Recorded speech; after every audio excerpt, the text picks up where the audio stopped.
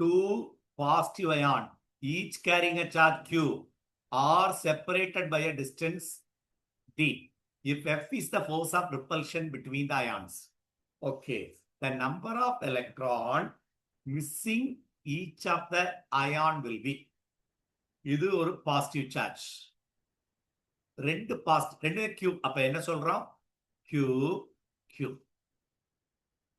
ரெண்டுக்கு இடையில இருக்க ரிப்பல்சிவ் ஃபோர்ஸ் F.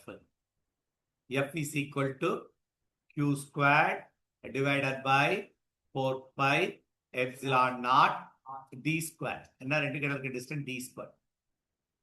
என்ன கேட்டிருக்காங்கன்றத முக்கியம். The number of electron missing in each of the charge particle. q நாலே பாசிட்டிவ் சார்ஜ்னாலே q equal to ne தான். என்னன்றது நம்பர் ஆஃப் எலக்ட்ரான் மிஸ்ஸிங் தான். நம்பர் ஆஃப் எலக்ட்ரான் ரிமூவ் பண்ணால் பாசிட்டிவ் சார்ஜ். அப்ப இது வந்து பாசிட்டிவ் சார்ஜ். இதுல q வெளியே எடுத்து q squared will be equal to f into 4 pi epsilon naught d squared.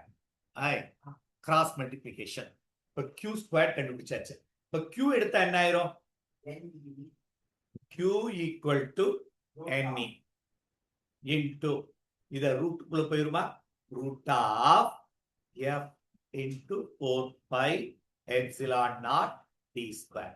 ஆனா நம்ம எய்ம் வந்து நம்பர் ஆஃப் எலக்ட்ரான் ரிமூவ்ட் தான். அதான் கேட்டிருக்கு, number of electron missing that is removed. அப்ப என்ன வெளியே எடுத்தேன்னா அதான் ஆன்சர். அது ஈன்ற இடத்துல e ஸ்கொயர் தான், சரிதானா?